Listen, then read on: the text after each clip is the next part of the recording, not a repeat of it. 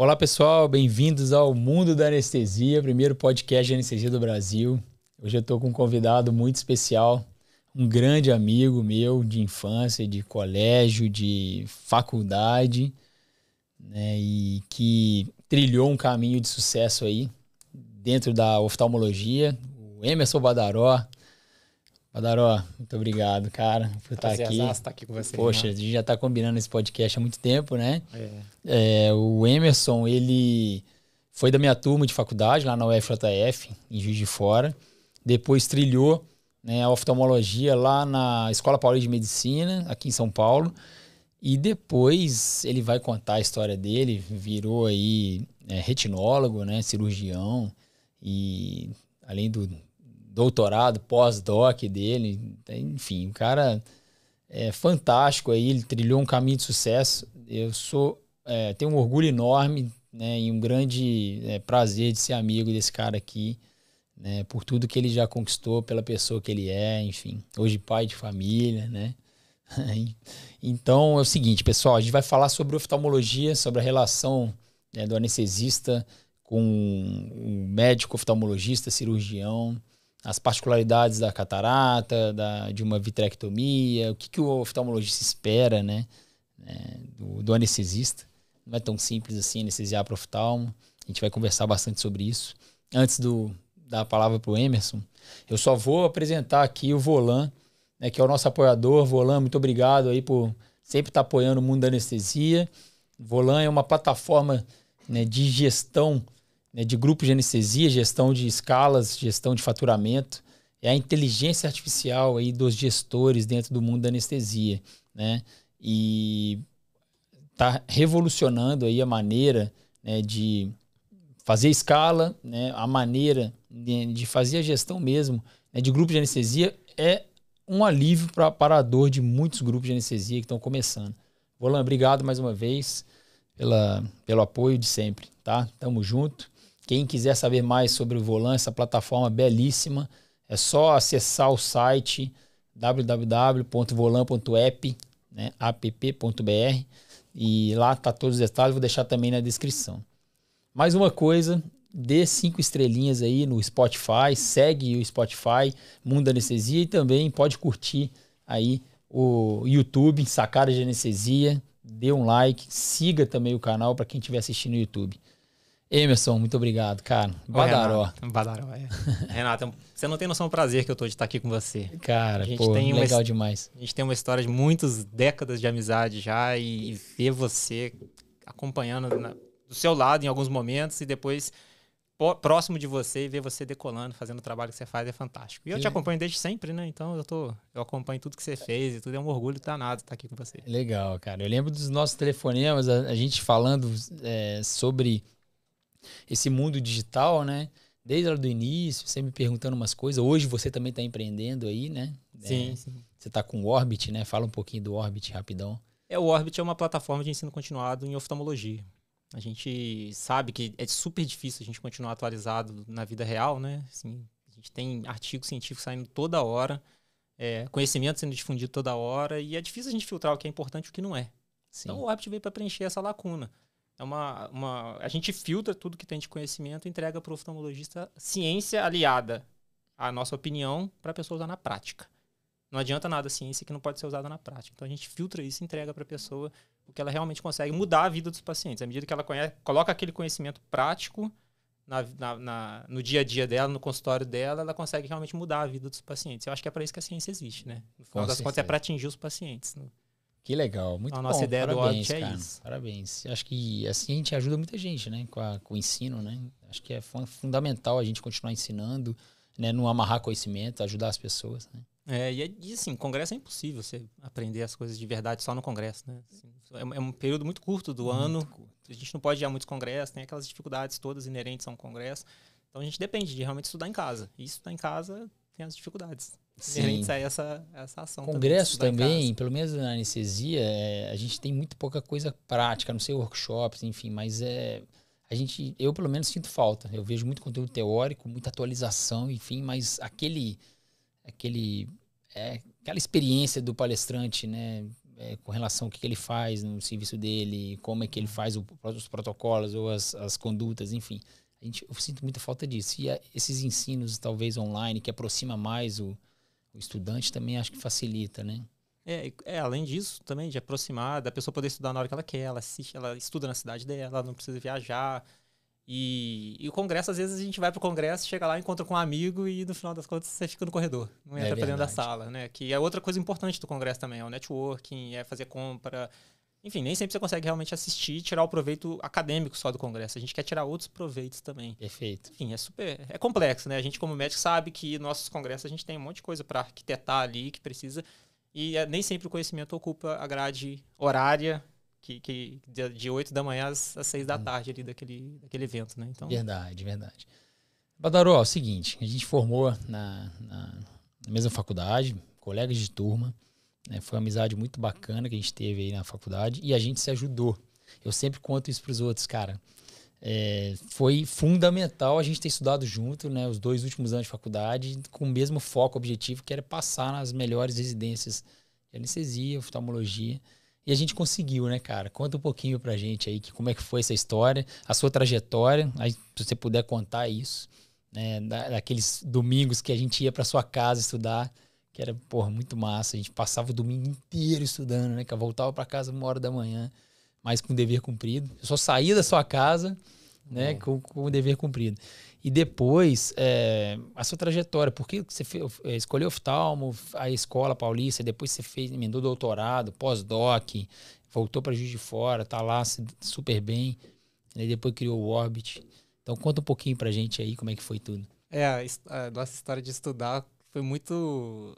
assim, eu colava muito na sua cola, né? Eu ia muito na sua cola, porque você estudava pra caramba, você almejava coisas extremamente... Você sempre foi extremamente diferenciado e eu ia ali junto com você. Não, mentira, não é assim não, tá, pessoal? Isso aí ele tá sendo humilde.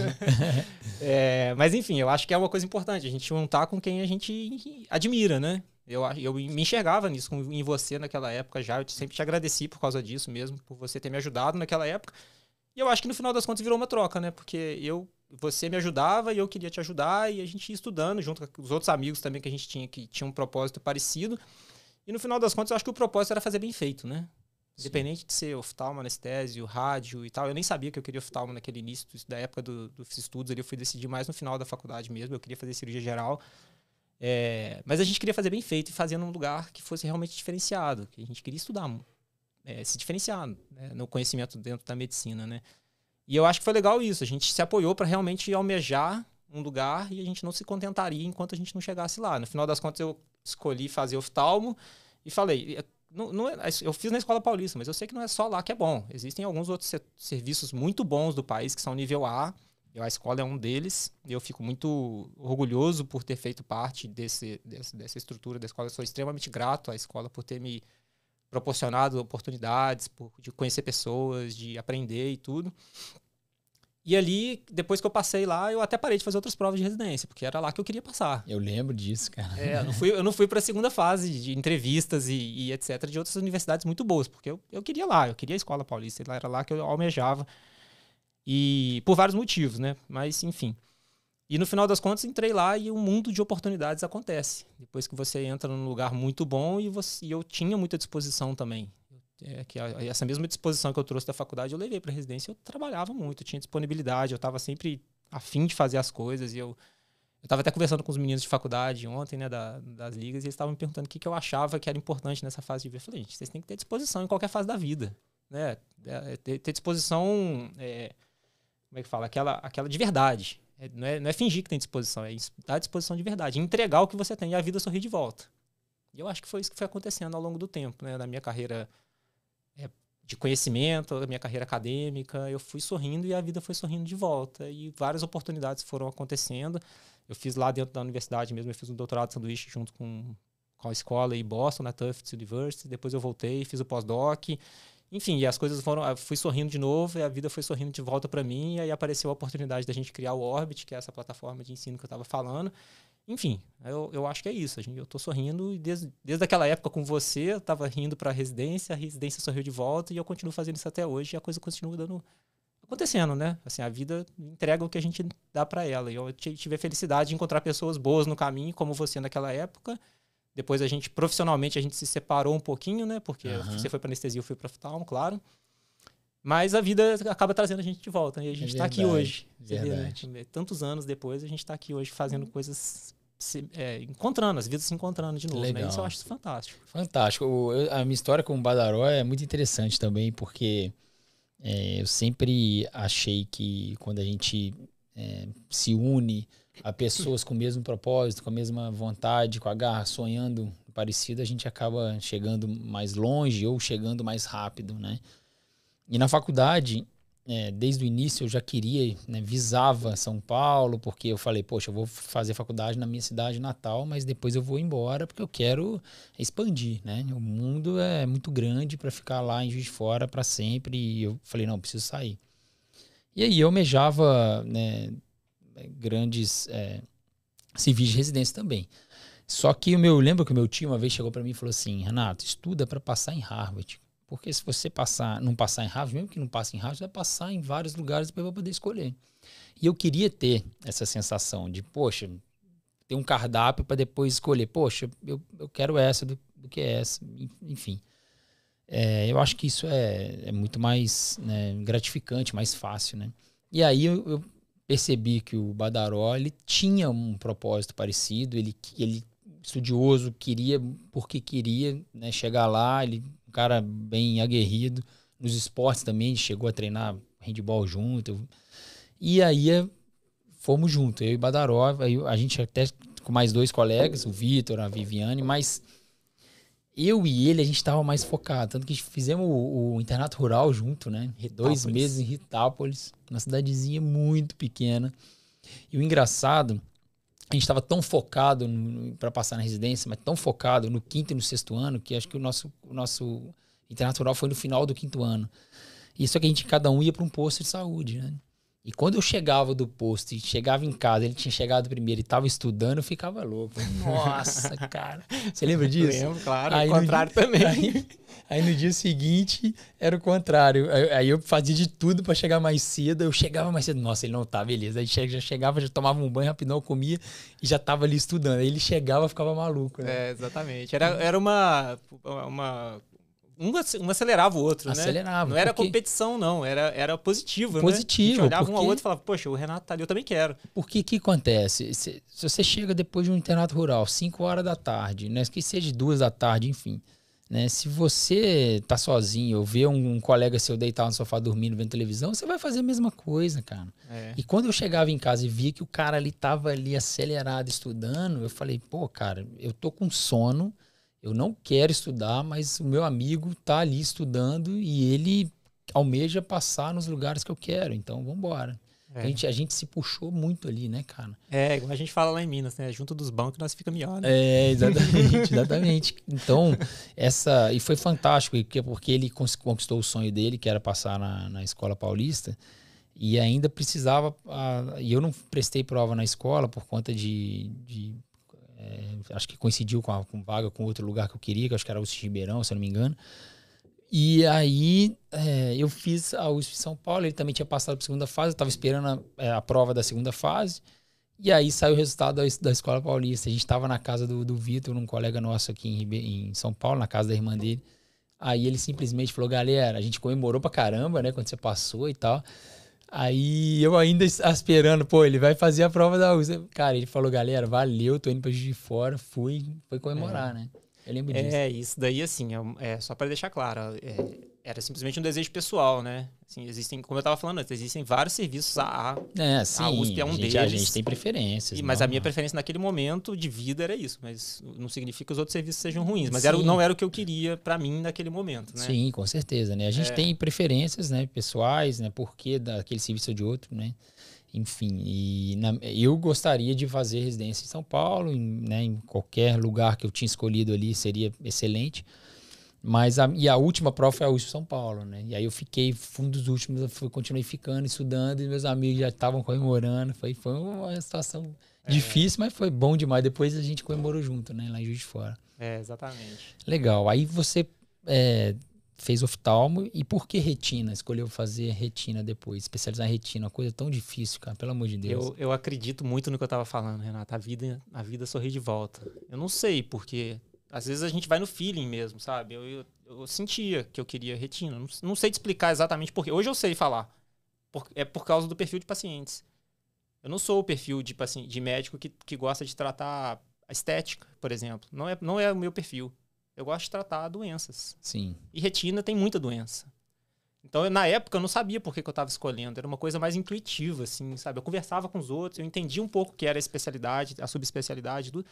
Mas naquela época, eu acho que eu não sabia muito bem o porquê. Mas eu sabia que eu queria retina. Mas eu não sabia por quê. Hoje eu sei o porquê. Legal. É porque eu gosto de tratar doenças. Eu também gosto. Eu volto a falar, não é demérito nenhum não querer tratar estética, não tem problema nenhum. Mas não era a medicina que eu queria fazer. Né? Eu acho que cada um tem o seu jeito, né? Assim, o jeito de pensar, o jeito de conversar com os pacientes e tal. O meu jeito é o jeito da retina. Então eu acho que eu fui puxado. A sensação que eu tenho é isso, é que eu tinha uma coisa olhando pra mim e me chamando. Eu simplesmente fui. Legal. E são Entendeu? Quantos anos depois? Depois de 3 anos. São 3 anos de oftalmo e depois? 3 anos de retina que a gente fazia. Mais 3 anos, Mais 3 anos de retina. Que isso, cara. E aí você sai operando tudo, fazendo tudo. Se Deus quiser, né? A gente sai... só que a gente sai com uma experiência muito boa, sai com uma qualificação muito boa, uma mão muito boa. Só que isso é novo ainda, né? Então, acho que o aprendizado nunca acaba, né? Nunca acaba, com certeza. A gente sai muito bem informado, sai operando muito. 3 anos é um tempo muito satisfatório para aprender. Mas a sensação que dá é que eu nunca paro de aprender, né? Sim, com certeza. Cada cirurgia eu chego em casa, reflito, penso de novo e falo, próximo eu vou melhor. Legal. Eu até tentei voltar para Juiz de Fora, né? Até fiz as anestesias pro Badaró. Infelizmente, era um sonho trabalhar com um amigo, né? Com um grande amigo, né? Anestesiar para um grande amigo cirurgião. Mas a vida, né, deu volta, acabei indo para Ribeirão Preto, não me adaptei em Juiz de Fora. Eu não sei se você lembra, a primeira cirurgia que eu fiz fora da residência, quando eu acabei a fellow e Juiz de Fora foi comigo, Não, né? aqui em São Paulo. Okay. Foi com você. Eu te chamei, eu falei, Renato, você vai ser o anestesista da minha primeira cirurgia. Lá no H-Olhos. No H-Olhos, ali perto do HCOR. Exatamente. Exatamente. Foi a primeira cirurgia pós-fellow da minha... depois que eu fiz tudo, cara, eu falei, eu quero que seja o Renato. Verdade. Por causa disso tudo, né? Assim, pra mim, era importante que fosse você. Legal, foi mesmo, cara. Foi muito massa. A gente até tem uma foto desse dia. É verdade. Pô, depois me passa, sério. Acho que eu sei qual que é. Eu tava com a touca bem zoada lá, com a cabeça esquisita. Mas, então, é muito legal, Badaró. E assim, eu acho... muita gente pode achar que é fácil, né, anestesiar para oftalmo. Mas eu não acho que é tão fácil assim, não, porque é uma responsabilidade muito grande, né? O cirurgião está ali, né, com o microscópio, né, com um paciente que normalmente é um paciente limítrofe, bem limítrofe, frágil, né, com um paciente idoso, normalmente. E às vezes, quando não é idoso, é uma urgência, né, um olho já praticamente, né, precisando ser salvo, né, numa emergência, tipo um descolamento de rotina, enfim, um sangramento, enfim. E a gente precisa oferecer condições ideais para o cirurgião poder operar, né? E eu acho que o cirurgião confia muito no anestesista, porque qualquer movimento ali, qualquer, né, coisa que possa acontecer, estraga a cirurgia inteira, né? Estraga tudo. Só que tem um outro detalhe que é o paciente também, porque ao mesmo tempo que o paciente não quer ver nada, né? E aí você, vou fazer uma sedação profunda, mas se fizer uma sedação profunda o paciente ronca, aí atrapalha você. Aí o rosto está todo coberto, o paciente começa a desaturar, eu preciso mexer na cabeça, eu preciso ofertar oxigênio e tal, aí atrapalha a cirurgia. E ao mesmo tempo, se eu deixar o paciente com sedação consciente, ele quer dormir. Então, às vezes, vou fazer anestesia geral, mas aí a anestesia geral, às vezes a estrutura do lugar não permite, às vezes o paciente é muito grave, né, no sentido muito frágil para submeter uma anestesia geral. Então, é uma situação que a gente tem que contar com as condições do paciente, as exigências do cirurgião, né, e as suas condições de trabalho. Então tem muita gente que acha que é fácil, é só fazer um negocinho ali, cara, mas a sedação, se você erra ou faz demais 1 miligrama, pode ser o suficiente para estragar tudo. Se você faz 1 miligrama de menos, pode ser o suficiente também para o paciente ter uma experiência péssima, né, e atrapalhar a cirurgia também. Então é complicado. O que você acha, cara, sobre a anestesia para oftalmologia? O que você espera do anestesista numa cirurgia mais simples de catarata, por exemplo, e numa cirurgia de retina? Renato, eu acho que a importância... Eu espero que o anestesista entenda o papel dele dentro de um complexo do processo cirúrgico de um paciente. Eu vejo que o anestesista ele tem um papel muito mais importante do que ir lá e fazer analgesia e sedação. O anestesista, ele entra... Para mim, a cirurgia, para dar certo, ela tem que ter passo a passo. Se o primeiro passo não der certo, o 10º passo é difícil. Quando eu falo passo a passo, não é o passo que eu faço, não. É a recepcionista ser gentil, já é o primeiro passo da cirurgia. É a guia já chegar autorizada, já é o 2º passo. É ali que começa a minha cirurgia. Porque se o paciente chega lá embaixo, a recepcionista trata ele mal, ele chega estressado lá em cima. E aí já começa a dificultar para mim. A experiência do paciente fica ruim, né? E dificulta para mim, objetivamente. O paciente estressado, ele chega lá em cima, ele já tá com a adrenalina lá em cima, já tá mal-humorado, ele já fica reclamando, já quebra o clima do centro cirúrgico. Enfim, a coisa tem que ser tranquila do início ao fim para todo mundo. E aí, nesse processo, eu vejo que o anestesista tem um papel super importante. Também acho, muito legal. Que é de ir lá, por exemplo, e mostrar para o paciente que aquele procedimento vai ser seguro.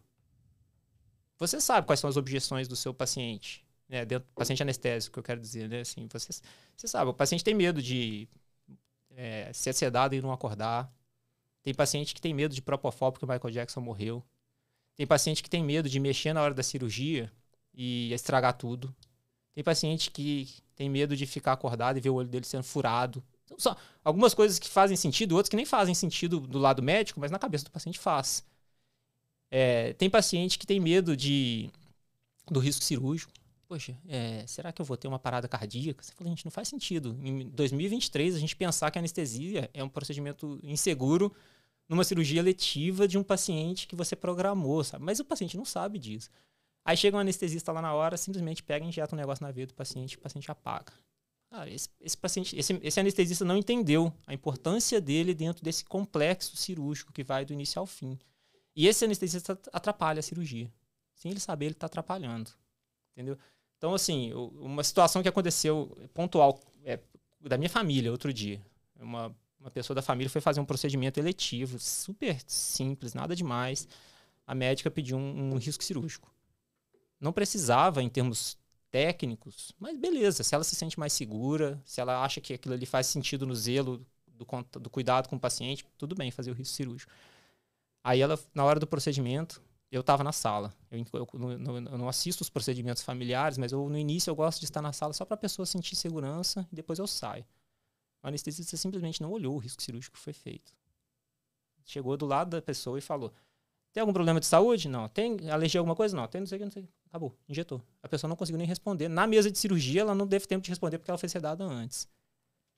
Então, assim, esse anestesista não entendeu a importância dele no processo. Na hora que eu estou olhando esse anestesista trabalhando, você me desculpa, mas ele não foi digno de respeito pelo ato que ele produz. Porque, dá um puta trabalho você parar a vida, fazer um risco cirúrgico. Se era necessário ou não, não me importa. Mas era necessário para a médica, então era uma coisa que tinha que ser feita. Para a pessoa não ver.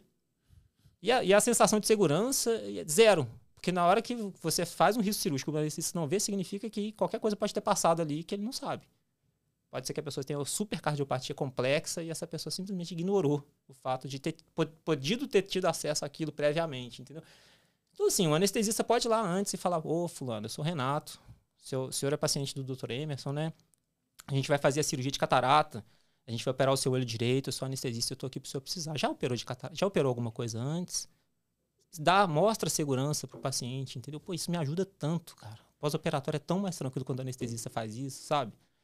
Chega na sala de cirurgia, realmente a gente tem esse limiar aí que nem sempre ele é muito fácil, né, de sedação. Realmente é individual. Tem dia que a medicação pega de um jeito, tem dia que ela pega de outro. Mesmo paciente, como eu opero os 2 olhos, eu vejo que tem hora que o anestesista faz igualzinho e não funciona do mesmo jeito. Faz parte esse limiar aí entre a sedação profunda, que o paciente perde a consciência e atrapalha a cirurgia, e o limiar onde a pessoa está acordada e está sendo incomodada pelo procedimento, realmente não é tão simples. E aí vocês entendem muito melhor do que eu desse assunto. Mas assim, o paciente chegar tranquilo na sala já ajuda muito. Você entender qual é a complexidade, trazer segurança para o paciente. Tem cirurgias que são indolores, mas tem cirurgias que são dolorosas no pós-operatório. Entender se o paciente teve dor no pós-operatório. Sim. O anestesista não perguntam. Acabou a cirurgia, ele sai da sala e vai embora. Antes do paciente levantar da maca, ele já foi embora.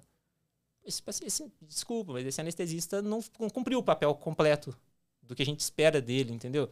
Que é realmente trazer segurança e analgesia, e, enfim, a segurança para o paciente.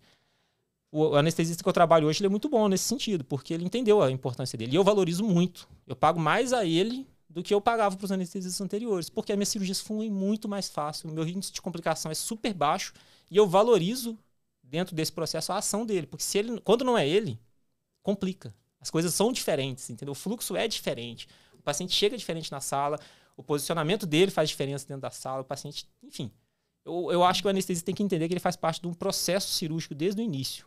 E esse processo cirúrgico tem ele tem uma importância tão grande ali que se ele entendesse, ele seria, enfim, seria melhor para todo mundo. Fantástico, Badaró. Nossa, fiquei, assim, encantado com o que você falou, porque é o propósito do Mundo da Anestesia, desse podcast, o propósito de eu trazer cirurgiões aqui, sentar na mesa, bater um papo, para entender também as expectativas do cirurgião com relação ao anestesista, né? Hoje a gente sabe, né, que tem muito anestesista ainda, né, praticando uma anestesia de intraoperatório, né? Exatamente. Só que não é a única coisa a ser feita, né? A gente participar do pré-operatório, do intra e do pós é fundamental para o desfecho, para a experiência do paciente, né? O paciente sair do hospital, de uma cirurgia, com a melhor experiência possível. E nós fazemos parte disso. É que tem muito anestesista que não reconhece isso e acaba se desvalorizando, né? A nossa importância é muito maior do que realmente só injetar um Propofol, um diazepam, qualquer coisa na veia do paciente. Muita gente pode falar, pô, mas o anestesista, ele não estudou para isso, né? Não tem que ficar paparicando. Cara, então você não entendeu. Realmente, você não tem que ser anestesista, cara. O paciente bom é o paciente apagado, aquele paciente que não lembra do anestesista. Essa história é antiga, hoje não vale mais.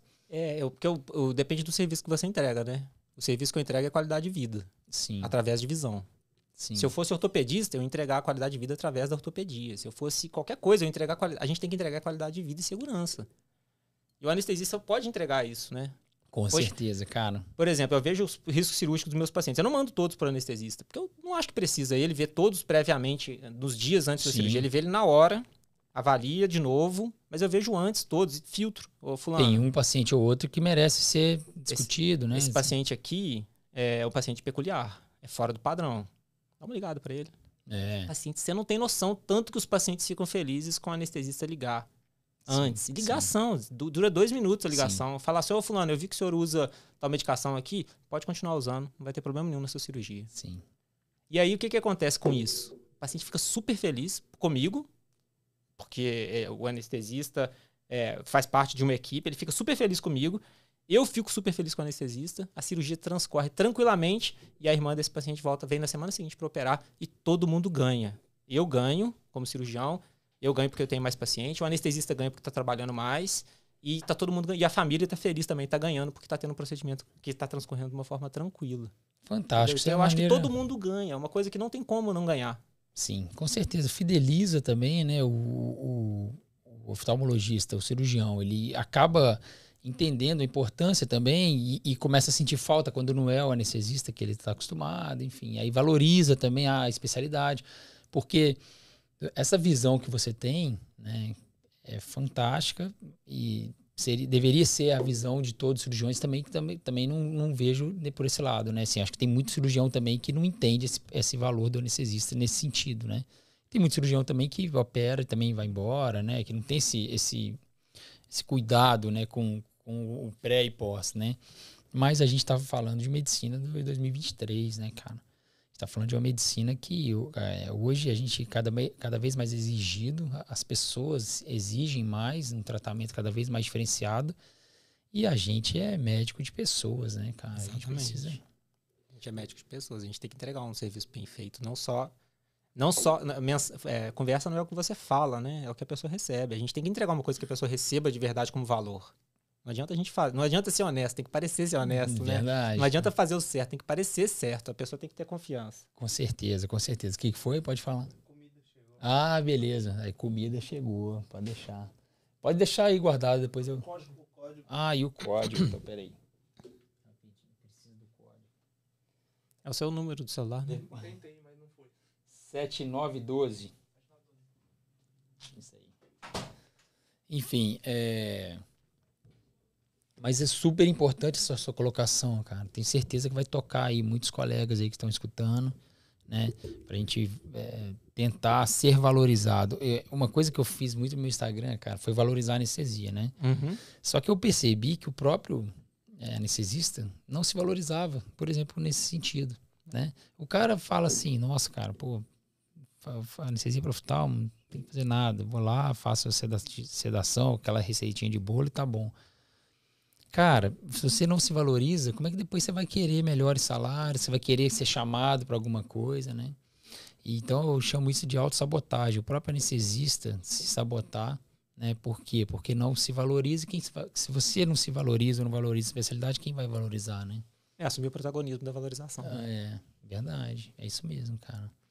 E tem diferença, assim, de uma catarata para uma vitrectomia, ou outro tipo de cirurgia que você faz? Tipo, no sentido de tipo, alguma fase cirúrgica, tipo, uma fase da cirurgia que você precisa do paciente estar desse jeito ou daquele, que você tem mais receio, mais medo. Eu não sei. A vitré, as cirurgias demoram um pouco mais, né? São pacientes, às vezes, com o olho bem, né? São cirurgias mais complicadas, né? Às vezes, né? Não, são sim. São pacientes diferentes, né? O perfil de paciente é bem diferente entre catarata. As subespecialidades do oftalmo têm perfis de paciente muito diferentes entre si. Por exemplo, isso são dois extremos. O paciente só catarata é uma cirurgia muito mais tranquila em termos de complexidade anestésica e oftalmológica do que uma vitrectomia, até porque o perfil do paciente é muito diferente, igual você está falando. Eu, como cirurgião de retina, a gente vê muito paciente que, por exemplo, um diabético que está com descolamento de retina tracional, cheio de neovascularização de retina. Esse paciente tem uma alta probabilidade de sangrar. Se já não sangrou no pré-operatório, ele pode sangrar no pós-operatório. Então, a gente tem que manejar o intraoperatório, aquele paciente que não pode ter hipertensão intraoperatória, hipertensão arterial mesmo, ele não pode ter os picos pressóricos intraoperatórios, porque senão esse vaso não para de sangrar de jeito nenhum. E aí o anestesista entra nessa jogada também, sabe? Eu falo para o anestesista, fulano, tá sangrando aqui dentro, cara. Baixa mais aí, sabe? Ajuda aí. Isso que a gente entra com o paciente tentando o mais compensado possível. Sim. Só que o paciente, muitas vezes, ele é complexo. E aí o anestesista pode entrar nisso mesmo. Tem passos cirúrgicos que a gente tira dentro do olho uma membrana que tenha 5 micras de espessura, 10 micras de espessura. Um micrômetro é de 1 milímetro dividido por 1000. Nossa. Então, você vê a fineza do detalhe que eu tenho que ter. E aí o paciente está lá, se ele tosse, eu tô com a pinça dentro do olho dele. Se ele tossir, a gente estraga a cirurgia. Então é um limiar que vai muito bem nos pacientes, né? Assim, falando assim, parece que é super trágico. Não acontece tragédia nunca. Mas é um paciente que não pode mexer no espaço cirúrgico.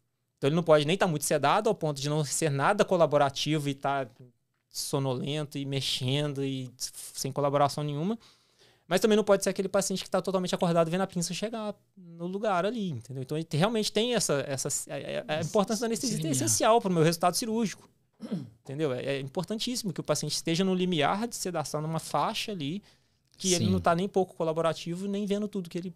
Porque senão ele acaba mexendo, entendeu? Então, o que eu estou te falando, é essencial. A anestesista é essencial para a gente, para o resultado cirúrgico. Que legal, cara. Bacana demais. E deixa eu te perguntar algumas coisas técnicas. Hoje em dia, anticoagulante contraindica bloqueio? Não, né? Não. Nem Marevan, nem nada. Nem peço. E, inclusive, tem muito cardiologista que chega suspendendo e eu dessuspendo. Exatamente. E aí fica um embate, porque ele fala assim, poxa, mas meu cardiologista... Desculpa. O meu cardiologista falou para tirar. Por que o oftalmologista fala, gente, por favor, não tira S de um paciente diabético, complexo, com cardiopata. Não dá. Não tira o AS para ele operar, entendeu? A não ser que seja um anticoagulante de multiplação, a gente não precisa tirar para cirurgia de retina, a gente não precisa tirar para bloqueio. Vocês têm os bloqueios que são com menores riscos de sangramento, tem aquela questão das plaquetas que os cardiologistas usam até hoje como critério e já está para trás, a gente não precisa mais suspender baseado na plaqueta. Menor que 100 mil, contraindica cirurgia oftalmológica. Aquelas coisas que caem em prova até hoje, né, cara? Neurocirurgia e cirurgia oftalmológica, eu falo, gente, isso não é mais critério hoje em dia, não vamos deixar esse paciente sem o tratamento dele por causa disso. Sim. Então, é uma coisa que até hoje as pessoas têm dúvida, né? Inclusive cardiologistas, né? Então, acho que é importante a gente passar essas informações direito, porque realmente, às vezes, as cirurgias são suspensas e pacientes de SUS, então, cara, né? Quanto tempo depois ele vai conseguir remarcar essa cirurgia, né? Os pacientes de mais alto risco de sangramento intraoperatório, muitas vezes a gente faz um antiangiogênico antes. Para diminuir a chance de risco de sangramento e para diminuir um sangramento pós-operatório também. Tá falando intravítrea? Intravítrea. A gente faz a medicação intravítrea ali entre 4 e 7 dias antes da cirurgia.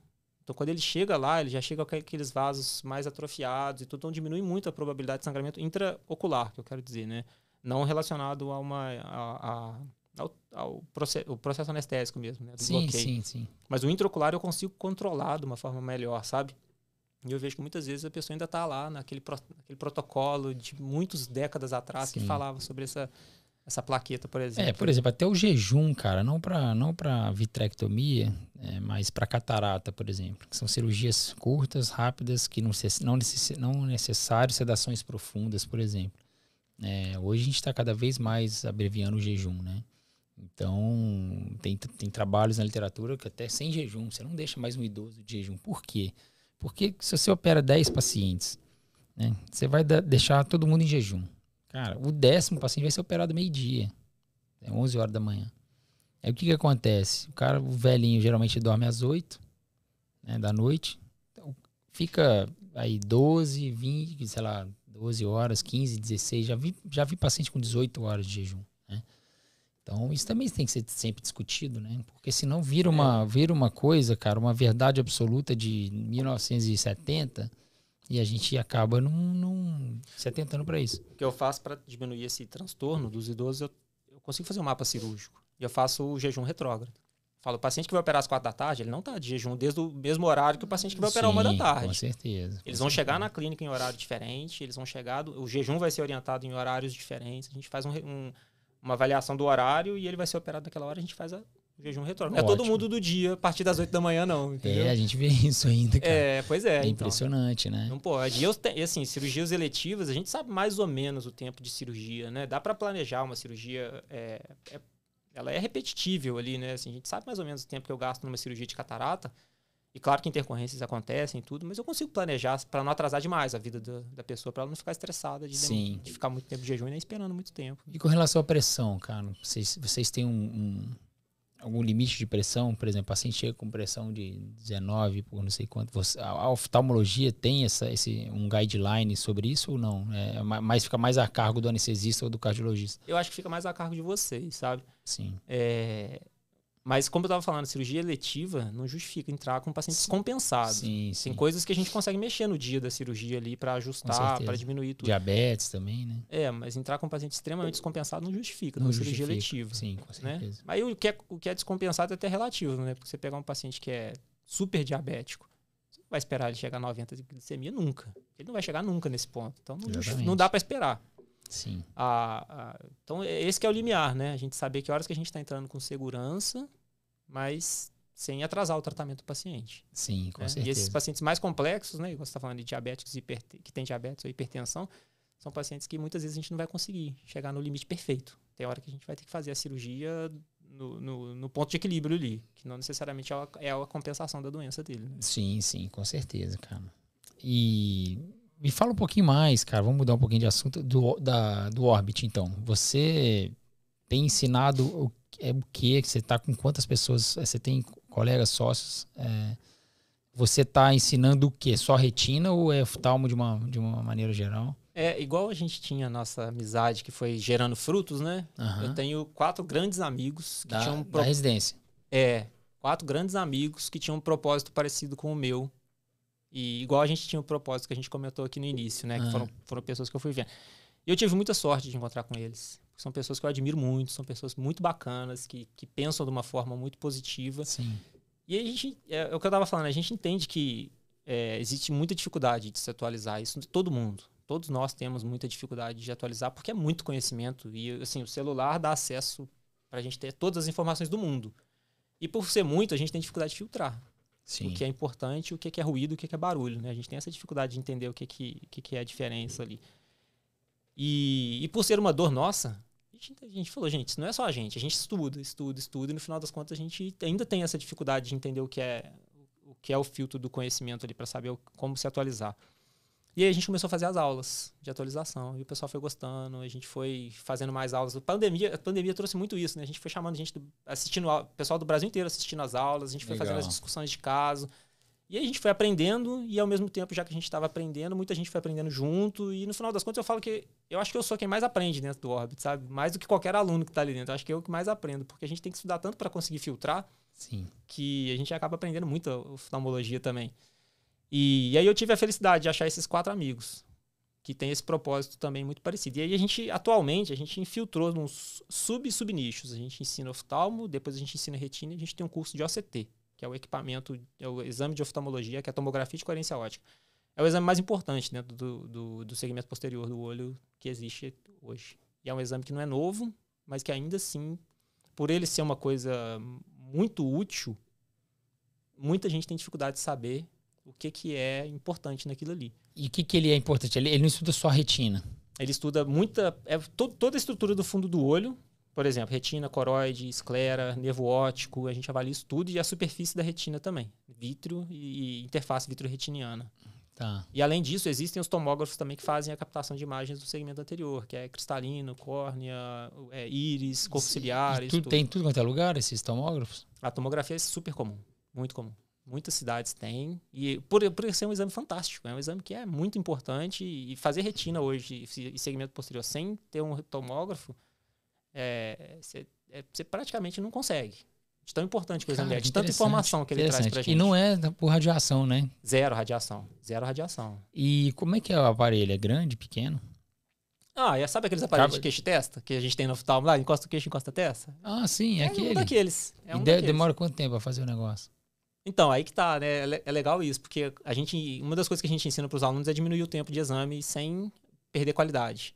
Então, assim, uma captura que demora dos aparelhos pré-setados ali, do módulo pré-setado que tem ali, o paciente demorava 2 segundos para fazer o exame, a gente consegue fazer ele com a mesma qualidade em 0,6 se você ajustar alguns parâmetros. 0,6, você só encosta o rosto e já era. Não, você encosta e o aparelho faz a captura, né? O paciente fica encostado ali, aí a gente ajusta tudo, ajustou, em 0,6 segundos ele consegue fazer a captura. Parece pouco, de 2 para 0,6, mas isso faz muita diferença, porque o paciente tem que ficar parado, olhando para um ponto fixo. Tem muita gente que não consegue ficar 2 segundos olhando, né? Muita gente não consegue porque tem dificuldade de ficar parado, mas tem pessoas, que é o nosso perfil de paciente, que tem dificuldade de enxergar o ponto fixo.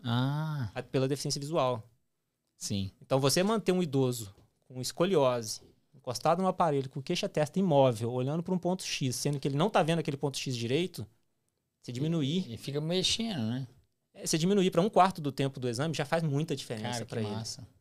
Então a gente vai desde o início, aí a gente ensina a captura da imagem, como é que o que a pessoa tem que... como é que ele faz para fazer um exame mais rápido, um exame de qualidade melhor, como é que ele lê, interpreta aqueles achados ali, como é que ele produz um laudo. E é o oftalmo que faz o exame? Ou é o técnico? O técnico pode fazer? Tem de tudo. Tem lugar que é técnico, tem bem treinado, um técnico bem treinado consegue fazer muito bem. E, eventualmente, um exame ou outro não vai ficar bom, o oftalmo vai lá e termina de fazer a imagem. Cara, faz a orientação. E a residência não ensina tanto isso? Não, ensina, mas é porque dos últimos 5 anos foram 20 mil artigos publicados sobre esse assunto. Pesquisar no PubMed. Ou seja, né, uma coisa que está evoluindo absurdamente. Ninguém consegue estudar 20 mil artigos para saber o que é importante desse assunto ou não. Então é um assunto super legal. E aí depois o Orbit agora está ampliando, a gente está fazendo mais conhecimento, está difundindo mais. A gente tem os Grahams, a gente discute metodologia de raciocínio do início ao fim, mostrando linhas de raciocínio que você pode ter para você conduzir um caso do dia a dia. A gente pega caso real. Então não é caso raro, não é relato de caso, não é doença rara, não é nada. Caso do dia a dia, que você vai ver no seu consultório. Como é que a gente faz para conduzir esse caso? Hipótese diagnóstica, exames. Deu errado esse tratamento, volta atrás, refaz a linha de raciocínio. Legal, cara, muito legal. Vai mostrando o leque, né? Os leques de opção de tratamento e por aí vai. E aí tem o podcast, tem uma coisa que a gente faz também, que é pegar equipamento e destrinchar o equipamento, sabe? Falar assim, essa pinça de retina aqui, essa pinça de retina serve para fazer isso e isso. Não serve para fazer aquelas coisas, que é como se fosse um toolbox, assim mesmo, de equipamentos. O podcast eu já falei, o Graham, retina tips, que são passos cirúrgicos. Pega lá um passo cirúrgico. Passo cirúrgico, cara. Pega um passo cirúrgico. Parece bobeira, né? Assim, parece pouca coisa. Deve ser. Descolar hialóide, uma coisa assim, corriqueira. Toda cirurgia de retina tem que descolar hialóide. Eu falo com a gente, como é que você sabe que você descolou a hialóide direito? Assim? Tem casos que é fácil, mas em muitos casos não são. Descolar o quê? Fala a hialóide. Tirar a hialóide, descolar a hialóide da retina, né? É um passo essencial da vitrectomia, mas que muitas vezes dá dúvida de se você conseguiu fazer ele bem feito. Entendi. Então a gente vai dando essas dicas, assim, como se fossem sacadas. Legal demais. Então, assim, a gente vai ampliando, né? Agora a gente está ampliando para outras áreas da retina também, outras áreas do oftalmo e vai crescendo. Pô, muito bacana, cara. E esse OCT, achei muito legal. Ele é, assim, não só o cirurgião, né? Mas o clínico também pode, né, o clínico, eu falo, o oftalmologista clínico também pode, né, trabalhar com ele e... Sim. É um exame essencial do oftalmo, o OCT é essencial. Quem faz glaucoma usa muito, faz parte da propedêutica de glaucoma. Quem faz uveíte faz parte da propedêutica. O mais comum é a avaliação de segmento posterior, né, que é fundo de olho, onde estão essas estruturas que eu estava falando. Eventualmente tem o OCT de segmento anterior também, que é menos usado, mas ainda assim importante. Mas a frequência de uso é menor. Mas você faz o fundo de olho também? Hoje o fundo de olho está cada vez mais... Não, é multimodal, né? Sim, vários, legal. É multimodal, você pega vários exames, junta aquilo ali tudo e para conseguir fazer. É como se... Poxa, como é que a gente poderia comparar? Não, igual o eletro com eco, com... É tipo isso, não é uma coisa só. A informação não está num lugar só. Você pega uma informação de um, junto com a informação do outro, vai montando como se fosse um quebra-cabeça e aí você junta aquilo tudo para chegar a uma conclusão. Bacana, entendeu? Bem bacana. E você está trabalhando em Juiz de Fora, né, Badaro? Trabalha aqui em São Paulo também, não? Não, eu tô em Juiz de Fora. Atualmente eu tô fixo lá e o Orbit, que é online, né? Que é online, sim. Legal pra caramba. E você tava num congresso aqui, né, da Escola Paulista, né? Tava, no congresso da minha casa. Congresso onde eu me sinto em casa, que eu vejo pessoas, meus amigos de residência, meus professores. Como é que chama? CIMASP. CIMASP, mas é um simpósio da Escola Paulista, né? Chama simpósio, mas eu acho que... Já virou congresso. É, um congresso há muito tempo já, um congresso bem grande.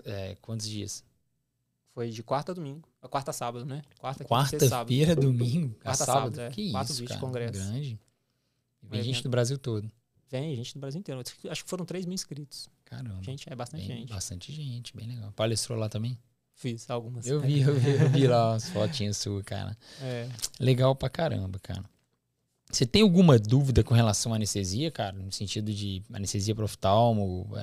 Que você acha que... Ou uma sugestão, tipo, para quem... Os anestesistas que estão aí escutando você, que você já falou bastante, cara, que eu achei muito legal.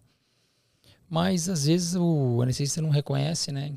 Você tem alguma sugestão, assim, para quem está começando, para cirurgia de oftalmo, enfim?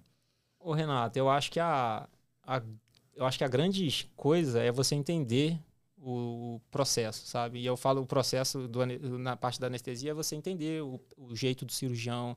O anestesista que trabalha comigo, eu não preciso pedir para ele anestesiar o próximo paciente. Porque ele sabe. Dependendo do barulho que o equipamento está fazendo na sala, ele já sabe em que passo cirúrgico eu tô e ele já sabe quanto tempo eu vou demorar aqui naquela cirurgia.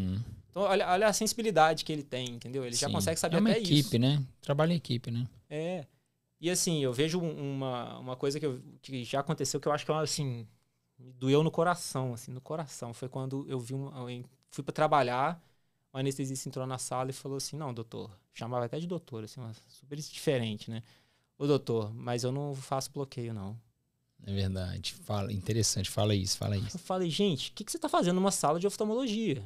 Se você não sabe anestesiar para oftalmologistas, o que você está fazendo numa sala de oftalmologia? Não tem problema nenhum você não saber anestesiar para oftalmologia. Né? Tem gente que não sabe algumas habilidades, não tem problema nenhum. Mas não pode trabalhar com aquilo. Né? Se você não sabe anestesiar para oftalmo, não sabe fazer um bloqueio, não tem condição de estar numa sala de oftalmologia. Porque era o trabalho que eu precisava. Sim. Aí eu falei, então o que você faz? Ela falou, eu faço a sedação. É foda. Não faz sentido, né? Eu tive que bloquear o paciente. E assim, eu sabia bloquear, mas não são coisas diferentes. O anestesista faz esse processo e eu faço o outro. A gente é complementar dentro do processo, né? Sim.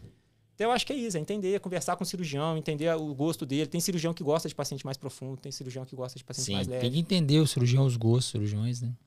Passo a passo. Eu gosto, pode parecer bobeira, assim, ou então luxo, mas não é. Eu gosto que o anestesista posicione o paciente na maca. Porque quando o circulante posiciona, ele posiciona de um jeito diferente. Então o anestesista se preocupa com isso comigo lá, entendeu? Ele se preocupa. Legal. Eu falo com ele, cara, se você botar o queixo do paciente torto, a cirurgia para mim é diferente. E ele tem esse capricho, entendeu? Pode não ser trabalho de anestesia, mas ele entende que é. E me ajuda muito quando ele faz isso. A minha cirurgia flui de uma forma mais fácil se ele posiciona o paciente do jeito certo. Então, eu acho que é isso, é entender o processo, é entender a metodologia do centro cirúrgico, dar segurança para o paciente, entregar. Dia seguinte, foi uma coisa atípica, pergunta se o paciente está bem, dá uma ligada. Vocês não têm noção de como o paciente gosta de escutar vocês. O paciente que doeu mais, que foi ruim, pergunta para ele se tem dá uma ligada. Os pacientes adoram quando vocês ligam. Todos eles me falam quando isso acontece. É raro acontecer, né? Mas quando acontece, todos eles são muito gratos, sabe? Eles ficam valorizam muito o serviço de vocês. É segundo olho. A gente opera 2 olhos, por exemplo, a catarata, né? É o segundo olho, pergunta o que o paciente achou da primeira. Entendeu? Poxa, doutor, eu adorei. Cheguei em casa, não senti nada. Poxa, obrigado, foi super bem sedado. Poxa, repete o processo. Já deu certo. Então, o paciente já te deu a dica do que dá certo. Exatamente. Repete o que você fez. Ah, não gostei, doutor, por causa disso. Aí você vai e ajusta. Então, assim, eu acho que é entender, escutar, ter sensibilidade no centro cirúrgico. Entender que a cirurgia do oftalmo é uma cirurgia limpa, uma cirurgia não contaminada. Então, por favor, não tira a máscara dentro da sala de cirurgia. É uma cirurgia limpa, a gente não pode ter risco de contaminação. E eu vejo toda hora o anestesista entrando com a dor dentro da sala de cirurgia, entra com o celular, depois ele entra sem a máscara, vai mexer perto do paciente, ele tira a máscara. Poxa, gente, por favor, isso aqui é uma cirurgia limpa, a gente está aqui para ganhar, não é para arriscar. Então eu falo que é isso, eu acho que é entender o processo, a importância que tem um anestesista dentro da cirurgia. Que é isso que você falou, muitas vezes eles não entendem a importância, né?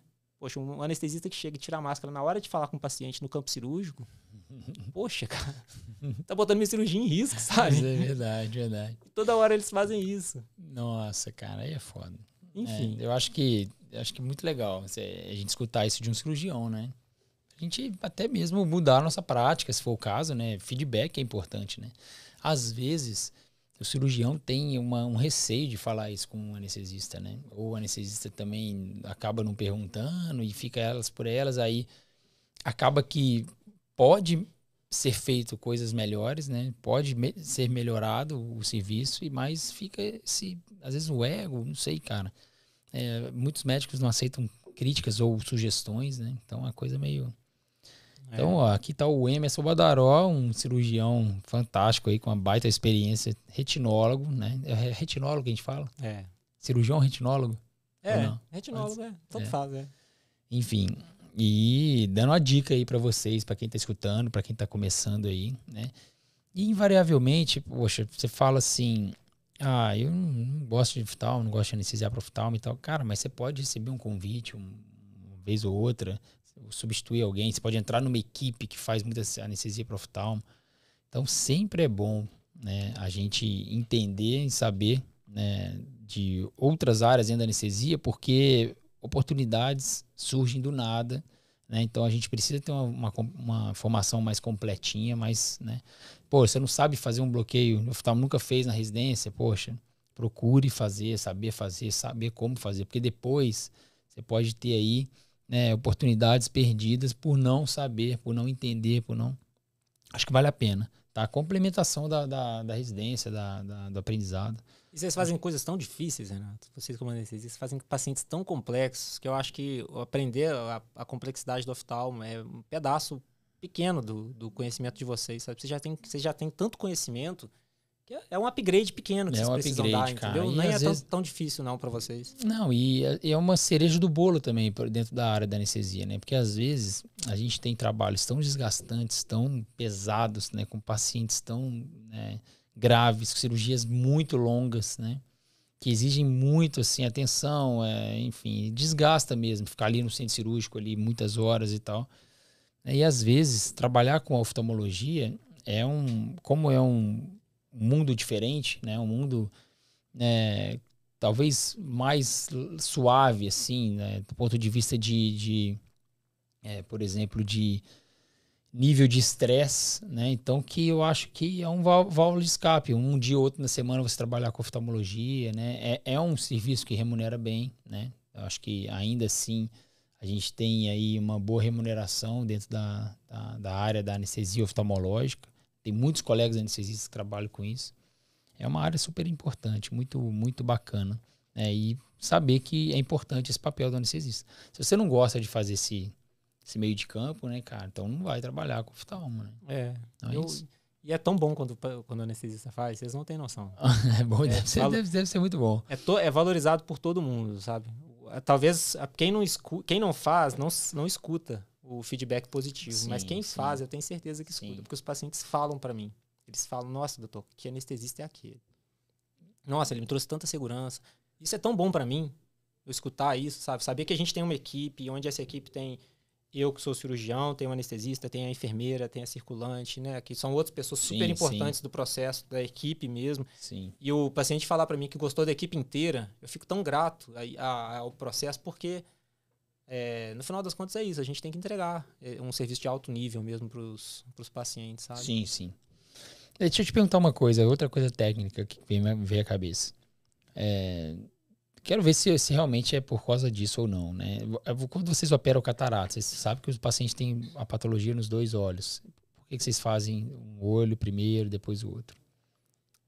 Risco de infecção. Você acha? Sim, você evita porque se infectar, vai infectar os dois. A probabilidade de infecção bilateral é maior. O risco de uma endoftalmite, né, que é a infecção pós-operatória por cirurgia de catarata, é muito baixo. É o procedimento cirúrgico mais realizado no mundo e é um procedimento de altíssima segurança. Tá. E chance de infecção muito baixa, né? Menos de 1 para 10 mil.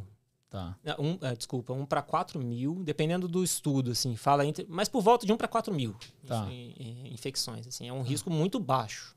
Mas pelo volume de pacientes que são submetidos ao tratamento e pelo fato de ter 2 olhos, a gente acaba tendo um risco relativamente alto, né? Relativamente alto não, mas enfim, é um risco que existe. E a gente não faz os 2 olhos por isso, é para preservar a infecção. Se tiver infecção é no olho só. Se fizer os 2 no mesmo dia, a probabilidade de infecção bilateral aumenta. Sim. Então, eu já anestesiei uma vez só, eu acho, uma catarata bilateral, mas por condições especiais do paciente. Não lembro se era condição social, se o paciente não tinha condição de sair de casa. Tudo é individualizado. Eu já fiz catarata bilateral por uma catarata congênita de uma família que ela falou, doutor, eu só tenho dinheiro para pagar uma vez. Exatamente, acho que foi alguma coisa desse tipo. E era uma situação que não tem jeito. Vai ser os 2 no mesmo dia. Eu ponderei, né? Assim, nunca sim, nunca não. Sim. A gente tem que ponderar, realmente. Essa daí foi uma que eu ponderei e fiz. Catarata congênita bilateral. Eu operei o bebezinho, se desse ruim, infelizmente. E descolamento de retina, você não necessariamente precisa operar imediatamente, né? Como é que geralmente funciona isso? Existem vários tipos de descolamento de retina, né? Tem 2 que são operáveis cirurgicamente e os outros não são operáveis, são tratamento clínico. O descolamento de retina regmatogênica é uma urgência oftalmológica. Tem que operar rápido, porque a retina...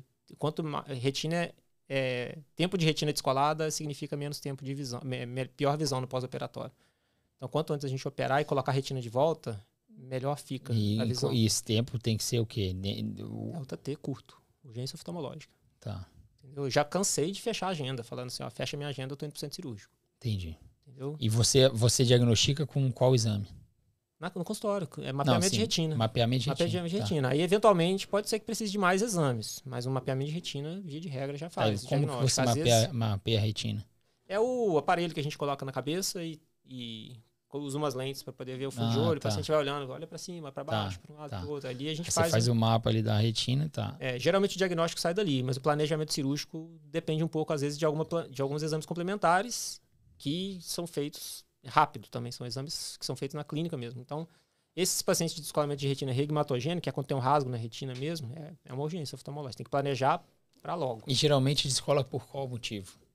Esses aí, esse tipo de descolamento. Esse tipo de descolamento ele é muito relacionado... Tem os casos espontâneos, que todo mundo está sujeito, e tem alguns pacientes que têm umas áreas de fragilidade na retina, que a gente já consegue, inclusive, quando o paciente vai de consulta de rotina, eu consigo avaliar essas áreas de fragilidade e tratar antes de descolar, porque tem uma chance maior de descolar. Então, a gente já trata antes. Tem paciente que já teve, às vezes, trauma, ou infecção intraocular, toxoplasmose, alguma coisa assim que já teve, aumenta a probabilidade de infecção. E um outro perfil bem comum são os automíopes. Pacientes com alta miopia. Que faz descola porque o olho é grande. Descola porque a retina é fina e o olho é grande, a retina vai ficando mais afinada. Entendi. Que é cada vez mais prevalente na população. Cada vez mais está sendo mais frequente a alta miopia. Então, Por quê? Você sabe? Urbanização. altamente relacionado à urbanização e hábitos de ambiente fechado. Mais que está provado já, ambiente fechado. Ambiente fechado. É. Que doideira. Crianças Mas que vivem... tablet, celular, essas coisas não. É secundário, né? Quem tá no tablet não tá na rua. Entendi. Entendeu? O principal é ambiente fechado. Mas essas telas, assim, não... confere algum risco, essas telas, essa luz? É outra preocupação que ainda não está cientificamente comprovada. O dano da luz da tela, né? É uma coisa que a oftalmo ainda está querendo entender. Atualmente, a gente não contraindica telas baseado nisso.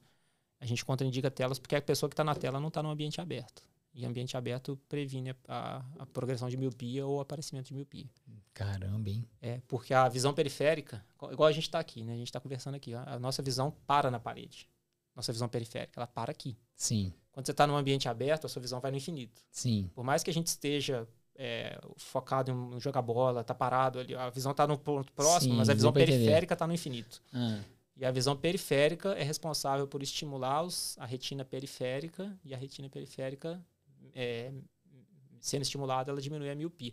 A natureza entende que, se você está num ambiente aberto, ela quer te dar a visão para longe. Se você está num ambiente fechado, vendo coisa de perto, a natureza te entende assim, ele precisa ver de perto. Vou dar miopia. Miopia enxerga muito bem de perto. Okay. Cara, a natureza... o ser humano, o corpo humano é fantástico, né? Se adapta, né? A natureza entrega o que a gente pediu. Né? Na verdade, se a gente fica num ambiente fechado o tempo todo lendo ali, não é a leitura em si, mas a natureza está falando, olha, esse indivíduo precisa ver de perto. Será que a incidência de miopia nos anestesistas é maior, cara? Porque a gente fica muito trancado dentro do centro cirúrgico, cara. O risco é maior. Caramba. Tanto que a gente prescreve, sabe qual que é o tratamento que eu passo para crianças que estão em progressão de miopia? Assim, às vezes eu pego as crianças que estão lá, um ano está com 2 graus, no ano seguinte com 3 graus, no ano seguinte com 4. Brinca fora de casa. E já diminui, já. Brinca fora de casa. 14 horas por semana, 2 horas por dia. Pode acumular, se quiser fazer no fim de semana, pode. Ficar 5 horas no fim de semana, num dia, 5 horas no outro. Mas estimular o olho, né? Brinca fora de casa, os pais ficam felizes. Você não tem noção. É a alegria da família inteira. As famílias se unem, as famílias ficam mais felizes porque param de ficar cada um no seu mundo, todo mundo vai brincar fora de casa junto, os pais passeiam. É uma alegria da família inteira e previne a miopia ainda. Caramba, cara. Vou começar a pensar nisso aí, cara. 14 horas por semana. Interessante demais. Muito bom, cara. E você pega muito caso de cefaleia no consultório? Direto, toda hora. Mas que relacionadas a... A maioria não. A maioria não, né? Mas faz parte do protocolo de caminhar para o oftalmo, Tem que perguntar, eu acho que faz parte. É isso aí, eu tô lá para conferir. Às vezes mas a maioria não é. Sim, entendi. A maioria é relacionada a outras causas. Eu vejo que muitas vezes a cefaleia é relacionada, às vezes, ao uso excessivo da visão, e não é por doença oftalmológica. O cara fica o dia inteiro mexendo no celular, vendo de perto. Chega no final do dia, tá cansado. O olho tá cansado, dá um pouco de dor de cabeça. O olho cansa também. O olho cansa, é musculatura, né? Musculatura, a gente tem musculatura, que faz a gente focar a imagem de longe, de perto. Tudo é musculatura. Então o olho cansa, né? Então é natural. Legal. Faz parte do protocolo. Faz parte, né?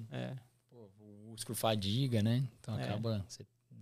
É muito legal, cara. Badaró, um prazer estar aqui contigo, cara. Você é minha inspiração aí para muitas coisas. Inclusive no esporte, né, cara? A gente pratica o mesmo esporte, né? Eu e o Emerson Badaró, a gente é Ironman, né? A gente já fez algumas provas juntos. Treinamos triatlon, né? Por muitos anos aí, né? Desde 2013, 14 que a gente começou, né? Assim, a gente começou praticamente junto. E muito massa, né? Depois eu dei uma desacelerada, ele continua acelerando, aí depois, agora ele deu uma desacelerada e tal, e você acelera. Mas a gente tá sempre envolvido no esporte, né? E como é que você faz, cara, para conciliar? Porque eu já me pergunto muito isso, né? Só que você, cara, você é casado, tem filho, né? Pô, toca um monte de projeto, é médico, é pós-doc, enfim... E é triatleta, cara. Como é que funciona isso aí? Eu sei que você é muito disciplinado. Muito disciplinado. Você tem que acordar às 5 da manhã, você acorda às 5 da manhã. É o único horário que você tem para fazer pedalar, que é de 5 a 6. Você vai pedalar de 5 a 6. Eu acho que é planejamento, né? Eu tenho meus objetivos de curto, médio e longo prazo. Eu organizo, planejo e coloco dentro do possível para executar. Claro que não dá para executar 100% do que eu planejo. Mas, por exemplo, esse ano eu tive que reajustar meus planejamentos. Eu não tinha condição de fazer o nível de treinamento que eu estava 2 anos atrás. Por várias coisas. E a vida oscila, né? Tem época que a gente está um pouco mais empolgado com o esporte disponível, aumenta a frequência ali. Tem época que o trabalho chama um pouco mais. Mas eu acho que é organizar. O que você falou, eu gosto de treinar cedo. Se eu tenho que estar 7 horas em casa e eu tenho 1 hora de treino, eu treino de 6 a 7. Se eu tenho 2 horas de treino, eu treino de 5 a 7. Eu vou tirando o negativo, eu vou mudando, vou fazendo retrógrado, né? E é o jeito que eu tenho. Eu acho que a gente tem que cuidar, né, da nossa saúde orgânica, a gente tem que cuidar da nossa saúde mental. Eu acho que o primeiro passo principal do meu dia tem que passar por aí. E cuidando da saúde orgânica e mental, depois vem família e trabalho. O tripé da vida é isso, né? Saúde, família e trabalho. Saúde, trabalho... Não, saúde, família e trabalho. Nessa ordem. Saúde, família e trabalho. Legal. Sem trocar a ordem das coisas, né? A gente tem que se preservar, tem que cuidar da saúde orgânica e cuidar da saúde mental. Então, para mim, o esporte é a forma que eu entendo que eu estou cuidando da minha saúde orgânica e, ao mesmo tempo, da minha saúde mental. Que eu adoro fazer esporte, eu relaxo, eu fico feliz, eu volto para casa mais alegre. Então, é uma coisa que eu não abro mão da minha vida. Claro que oscila, tem época que é mais menos, mas eu não abro mão na minha vida de fazer atividade física, porque é onde eu me encontro. Muito bom, cara. Legal demais. Eu também sou assim. Acho que a atividade física a gente deve praticar sempre, né? Até a velhice, né? Outro dia eu vi no Instagram uma velhinha fazendo aquele exercício com halter, cara, que é o Terra, com 105 anos. Eu falei, que isso, cara? E lá, toda ativa. Então, eu acho que a gente tem que pensar nisso, né? A gente quer ver filho, neto crescer e, né? Esporte é fundamental. E a sua esposa compartilha dos seus planos, cara? Você tá sempre, como é que se diz? Planejando, né, com ela, porque, né, hoje é família, né? Você tem que contemplar e colocar a família também no primeiro, segundo plano, enfim. E como é que você faz com a esposa, com essa conciliação? Não, a esposa faz parte do plano, né? Não existe plano isolado. Não, sim, mas falando assim, as suas decisões, ela ajuda nas suas decisões, assim, tipo, poxa, eu tenho que planejar meu... Renato, o Ironman é prova da família. É verdade. Se a família falar não existe Ironman. Porque é incompatível. Se a família não for de boa, ou o Ironman não acontece, ou a família não acontece. É verdade. Ironman é uma prova que a família tem que participar. Né? O treinamento faz parte, né? E por aí vai. Então, não existe Ironman sem a família junto, né? É verdade. Não, não só Ironman, mas os seus planos de vida, assim, acho que faz parte essa base, né, familiar, né? De te ajudar o que dá para fazer, o que não dá. Claro, não, a minha esposa é uma pessoa fantástica, que eu admiro muito e eu gosto de pedir a opinião dela porque ela sempre me dá opinião boa. Então tem isso também. Eu sempre compartilho das minhas opiniões, peço opinião para ela, porque muitas vezes ela... Tá de fora olhando, né? E ela me fala coisas muito positivas sempre, independente do cenário. E ela olha sobre a ótica dela e ao mesmo tempo sobre a minha ótica. Eu acho isso bom. E eu também, quando eu vou fazer meus planos, eu penso nos planos familiares, sobre a minha ótica, sobre a ótica dela, sobre a ótica da nossa filha. Como é que vai ficar bom para todo mundo? Se não for bom para todo mundo, aquele plano não pode, né, ser executado. Massa demais. E é a mesma coisa, plano de curto, médio e longo prazo. E você viajou, cara, para fora com um neném pequeno para fazer prova, né, cara? E a sua esposa também, né, apoiando, legal pra caramba. Ela é parceira. Legal, muito né? parceira. E dentro da comunidade aí, científica aí, seus amigos, te acham muito doido por estar treinando pra caramba e fazendo os Ironmans e trabalhando em alto nível também? Todo mundo pergunta, né? Sobre o Iron, o pessoal pergunta sobre como é que faz para arrumar tempo e tudo. E assim, as pessoas acham que para fazer tem que fazer perfeito, assim, que tem que ser aquela coisa maravilhosa. E nem sempre dá para ser do jeito que a gente gostaria. Sim. Tem hora que ali uns 80% do que você gostaria já faz as coisas acontecerem de uma forma satisfatória, de uma forma agradável. E, enfim, não precisa ser perfeito, né? Mas se eu não puder sair para treinar 2 horas seguidas, eu nem saio de casa. Não, a gente vai na meia hora que você tem, vai do jeito que dá. Tem época que o trabalho aperta um pouco mais, a gente tem época que a atividade física, que a gente quer dedicar um pouco mais a outra coisa, a gente vai oscilando durante a vida mesmo, a gente não é linear, né? E eu acho que é isso, assim, essa capacidade de manter a linearidade ela não existe, mas a gente tem que saber jogar com as oscilações sem parar, sem virar zero também, né? Fantástico, é isso mesmo, cara. Pô, o currículo desse cara aqui é invejável, pós-doc, Escola Paulista de Medicina, Quantos Ironman você já fez, cara? Fiz 2 Irons, né? Fiz muito meio Iron e maratona, mas 2 Irons. Maratona você tem quantas? 17. Mentira, já fez 17 maratonas? 17 maratonas. Que isso, cara? Nem eu sabia disso. Eu achava que eram umas 10, assim, 7, 8. 17 maratonas. Então você é mais maratonista do que triatleta, assim, eu fiz mais prova porque você começou a correr antes, né? Legal demais. Ó, então, eu vou até usar isso aí na descrição do podcast. Maratonista, triatleta, Ironman. Pai da Ana e amigo do Renato. Pai da Ana e amigo do Renato. Pô, legal demais, cara. Pô, obrigado pela presença, Badaró. Eu que te agradeço. Fantástico, pô, muito massa, né? A gente tá aqui, a gente se conhece já tem, mais de, 20, 30 anos e realmente a gente tá aqui trocando ideias sobre o que a gente já viveu e, né, sobre tudo que essa bagagem a gente já adquiriu. Acho que talvez se a gente fosse voltar no tempo eu não imaginaria, né? Que a gente ia estar aqui, cara, falando sobre muitas coisas interessantes. Cara, legal demais. Só tenho que te agradecer. Não, eu que te agradeço. Não só por isso, né? Não só por a gente estar aqui como amigo e tudo, mas também pelo trabalho que você faz, né? Porque eu acho que na hora que você... você não ensina só a valorização, você ensina muito mais outras coisas, né? Mas a parte que eu consigo achar mais tangível como oftalmologista, da parte técnica da anestesia eu não entendo. Mas a parte tangível da oftalmologia que eu consigo ver é o processo de valorização que você faz, que é fantástico, né? Que isso serve para todo mundo, da gente entender o protagonismo da nossa valorização e não culpar o mundo por não nos valorizar, né? Assim, se as pessoas não valorizam a oftalmologia como uma especialidade que salva vidas, que é uma especialidade que salva a qualidade de vida, que enxergar é super importante, a culpa é dos oftalmologistas, né?